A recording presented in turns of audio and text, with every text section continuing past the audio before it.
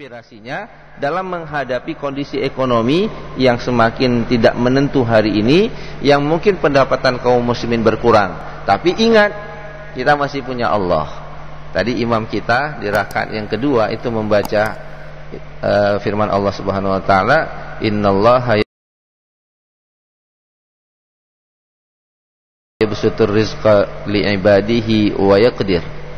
Allah Subhanahu wa taala membuka dan melapangkan rezeki kepada hambanya dan juga menyempitkan rezeki. Jadi rezeki Bapak Ibu yang dimuliakan oleh Allah lebih luas dibandingkan makna harta. Jadi makna harta ada dalam makna rezeki. Tapi rezeki bukan hanya harta, bisa juga kesehatan, itu juga merupakan bahagian daripada rezeki. Nah, jamaah yang dimuliakan oleh Allah Subhanahu wa taala, jadi Ibrahim itu mampu merubah tantangan menjadi peluang, kematian menjadi kehidupan, ketidakpastian menjadi sebuah kemakmuran. Nah, jamaah yang dimuliakan oleh Allah, bagaimana kemudian dia mengelolanya? Jamaah yang dimuliakan oleh Allah, ini yang kemudian menjadi pelajaran bagi kita dalam mencari pendapatan ataupun mencari harta. Yang pertama, keyakinan Ibrahim yang sangat agung kepada Allah terkait masalah jaminan rezeki. Maka ketika dia diperintahkan meninggalkan istrinya di lembah yang tidak punya kehidupan, Nabi Ibrahim itu memilih kata-kata Rabbana inni askantu. Jadi diksinya ini pernah dulu kita jelaskan juga di dalam ceramah tausiah di masjid ini. Jadi beliau merespon perintah Allah menghadapi kondisi yang begitu sulit dengan kata-kata Rabbana inni askantu. Ya Allah, aku menempatkan istriku di lembah yang tidak punya kehidupan dengan penuh ketenangan, walaupun itu menjanjikan kematian. Jadi dia memahami bahwa sebuah perintah ataupun sebuah kondisi realitas yang ada itu tidak mungkin akan terjadi tanpa izin daripada Allah Subhanahu wa taala. Rezeki itu dijamin oleh Allah Subhanahu wa taala. Nah, maka jemaah yang dimuliakan oleh Allah, walaupun dia ditempatkan di lembah yang tidak punya kehidupan, atau bahasa kita sekarang ini, kita tidak mungkin lagi dalam kondisi hari ini punya pendapatan. Saya di PHK, ekonomi tidak tumbuh, ekonomi turun.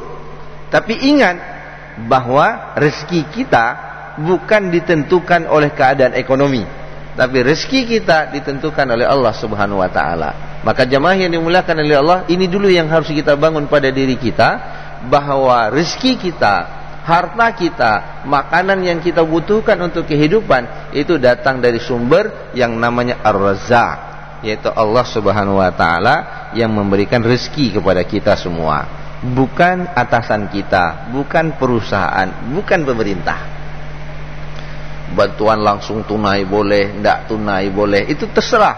Tapi ingat, kita tidak pernah menggantungkan kehidupan kita kepada BLT, gitulah kira-kira. Tidak menggantungkan rezeki kita kepada gaji yang besok dibayar oleh atasan kita. Tapi carilah rezeki yang itu sudah dan ditentukan oleh Allah Subhanahu wa taala, dan ini keyakinan yang harus kita bangun dalam jiwa kita, yang itu dilakukan oleh Nabi Ibrahim. Kemudian yang kedua, jemaah yang dimuliakan oleh Allah Subhanahu wa taala, Nabi Ibrahim kemudian mengajarkan kepada kita tidak cukup dengan keyakinan, tapi kemudian bangun keyakinan kita dengan ikhtiar, yaitu berusaha. Nah, Bapak Ibu yang dimuliakan oleh Allah, ketika air yang menjadi bekal yang diberikan oleh Ibrahim kepada Hajar itu habis, dan Ibrahim itu kembali ke Palestina, istri dan anaknya ditempatkan di lembah Bakkah yang hari ini menjadi lembah Makkah Al-Mukarramah. Bapak Ibu yang dimuliakan oleh Allah, apa yang dilakukan oleh Hajar? Nah, Hajar itu tidak kemudian hanya mengangkat tangan berdoa. Jadi keyakinan yang sudah tumbuh pada dirinya itu harus disempurnakan dengan ikhtiar. Itulah yang kemudian dilakukan oleh Hajar. Walaupun kondisi ekonomi hari ini berat, maka kewajiban kita sebagai seorang muslim tetap harus menyempurnakan ikhtiar, mengetuk pintu langit dengan cara bekerja. Jadi jangan kemudian, aduh nggak ada lagi kerja nih, saya mau kerja apa? Tidak, banyak sekali rezeki yang Allah berikan lewat berbagai pintu-pintu usaha. Berusahalah Yang Allah suruh kita berusaha, sedangkan rezeki itu urusan Allah. Wa qul i'malu fa sayarallahu 'amalakum wa rasuluhu wal mu'minun. Bekerjalah kamu, Allah, Rasul dan orang mukmin akan melihat pekerjaanmu. Jadi walaupun kita mungkin tidak punya pekerjaan, setiap setelah subuh keluar rumah cari peluang-peluang untuk mendapatkan harta. Nah, jemaah yang dimuliakan oleh Allah, apa yang dilakukan oleh Hajar ini menjadi pelajaran yang hari ini kemudian menjadi salah satu daripada rukun haji ataupun rukun umrah, yaitu melakukan sa'i Safa Marwah. Sa'i itu terjadi ketika Hajar butuh air, Ismail menangis, maka kemudian Hajar keluar. Dia melakukan Safa Marwah, dia pergi dari Safa menuju Marwah dan tidak cukup sekali. Ketika dia berada di Safa, dia melihat di Marwah ada gumparan air, dia lari ke sana. Ternyata sampai di sana tidak ada air. Dia balik lagi ke Safa. Mungkin kalau kita sudah 2 kali berusaha, kita akan mengatakan, udah cukup saya usaha Pak, udah cukup saya usaha Ustaz, udah 2 kali, udah 3 kali, tidak ada air, untuk apa saya pergi lagi? Hajar bukan orang yang berhenti untuk bekerja. Apa yang dilakukan oleh Hajar? Dia melakukan Safa Marwah, dia putar itu Safa dan Marwah sebanyak 7 kali. Dia genapkan 7 kali putaran. Jemaah yang dimuliakan oleh Allah, ini istri Nabi loh, doanya mustajabah. Tapi dia tidak berhenti dengan berdoa. Dia keluar dari rumah, dia melakukan Safa dan Marwah, dia berlari-lari. Coba bayangkan jarak Safa dan Marwah itu kalau 7 putaran 2,8 kilo. Dan dia lari di tengah terik matahari, di gurun pasir. Ketika dia lari, kakinya tertanam ke dalam pasir. Begitu berat seorang wanita yang baru melahirkan dengan seorang anak, tapi dia tetap bekerja dan berusaha. Bapak Ibu yang dimuliakan oleh Allah Subhanahu wa taala, yang menariknya, Bapak Ibu yang dimuliakan oleh Allah, Hajar yang berusaha, rezekinya datang dari kaki Ismail, bukan dari ibunya yang berusaha. Boleh jadi, saya sering mengingatkan kita semua Bapak Ibu yang berbahagia, sukses kita hari ini misalnya mendapatkan pendapatan, punya jabatan, punya harta, yang kemudian punya warisan yang banyak, jamaah yang dimuliakan oleh Allah Subhanahu wa taala, itu boleh jadi bukan karena kehebatan kita dalam bekerja, tapi karena usaha orang tua kita dahulu. Salah satu usaha orang tua kita dahulu, dia memberikan uang, mencari uang dan mengajarkan kita, lalu dia berdoa. Dari usaha dan doa dia, kita hari ini mendapatkan kenikmatan, bukan karena kehebatan kita. Bahasanya sederhana, Hajar yang berusaha, Ismail dengan goncangan kakinya yang sangat lembut. Berapa lama dia menangis, Bapak Ibu yang dimuliakan Allah? Sudah lama. Berapa banyak hentakan kakinya yang dihentakkan ke tanah, ke bumi, itu tidak keluar air. Tapi ketika Hajar berusaha menyempurnakan usahanya, hentakan terakhir kaki Ismail mengeluarkan air Zam-Zam. Jemaah yang dimuliakan oleh Allah, boleh jadi kita sukses hari ini karena orang tua kita yang terlalu lelah berusaha membesarkan kita, yang dibingkai dengan doa. Ini yang ketiga, jemaah yang dimuliakan oleh Allah Subhanahu wa taala. Setelah kita berusaha, jemaah yang dimuliakan oleh Allah Subhanahu wa taala, maka bingkai sebagaimana Nabi Ibrahim membingkai, dan ini menjadi asbab rezeki itu datang. Apa kata Nabi Ibrahim? Falja'al af'idatan minan nasi tahwi ilaihim warzuqhum minas samarat la'allahum yashkurun. Saya ulang, Bapak Ibu yang berbahagia, pertama kita yakin bahwa rezeki itu datang dari Allah. Dia tidak ada urusan dengan kondisi ekonomi yang ada hari ini, karena Allah sudah menjamin rezeki kita masing-masing. Yang kedua, sempurnakan ikhtiar. Nah, ini nanti kalau turunannya, Bapak Ibu yang dimulakan oleh Allah, dalam ayat Al-Quran banyak sekali ayat yang memerintahkan kita untuk bekerja, kita berusaha. Lalu kemudian yang ketiga, Bapak Ibu yang dimulakan oleh Allah Subhanahu wa taala, ini menjadi pembelajaran kepada kita, bagaimana kemudian mendekatkan potensi kita mendapatkan harta. Bapak Ibu yang dimulakan oleh Allah, ini dibentuk dalam bentuk doa, tapi doa ini harus kita realisasikan dalam bentuk kerja. Faj'al af'idatan minan nasi tahwi ilaihim warzuqhum minas samarat la'allahum yashkurun. Rabbana liyuqimus shalah faj'al afidatan minan nasi tahwi ilaihim warzuqhum minas thamarat la'allahum yashkurun. Yang pertama Pak, turunan dari pertama kita yakin kepada Allah, yang kedua kita berusaha, kita bekerja, yang ketiga ini yang terakhir Bapak Ibu yang dimuliakan oleh Allah, mengetuk pintu langit. Yakin, berusaha sempurnakan ikhtiar, ketuk pintu langit.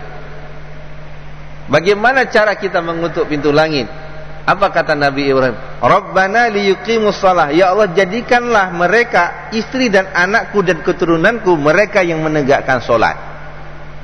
Jadi ketika kita stres menghadapi kehidupan di mana pendapatan kita berkurang, maka sepatutnya kita tetap bekerja, lalu datang ke masjid, berdoa, tegakkan sholat, pastikan istri dan anak-anak kita juga sholat. Kenapa? Jemaah ini dimuliakan oleh Allah Subhanahu wa taala. Allah mengatakan di dalam surah Thaha ayat 132, wa'mur ahlaka bis-shalah wastabir 'alaiha la nas'aluka rizqa nahnu narzuquk wal 'aqibatul littaqwa. Perintahkan anakmu untuk salat, Bapak Ibu ini dimuliakan oleh Allah, wastabir 'alaiha, bersabar. Jadi kondisi ekonomi hari ini, kondisi apapun yang kita hadapi, maka jawab dia dengan dua hal. Perkuat sholat kita, perkuat kesabaran kita. Maka Allah katakan, la nas'aluka rizqa. Aku enggak minta rezeki sama kamu. Turunannya yang lebih sederhana, aku enggak minta uang sama kamu. Nahnu narzuquk, kami yang akan berikan rezeki untukmu. Kami yang menjamin pendapatanmu. Jemaah yang dimuliakan oleh Allah, ini yang dilakukan oleh Ibrahim. Dia proteksi anaknya dengan doa, ya Allah jadikan istri dan anakku mereka yang selalu menegakkan sholat. Itu yang pertama.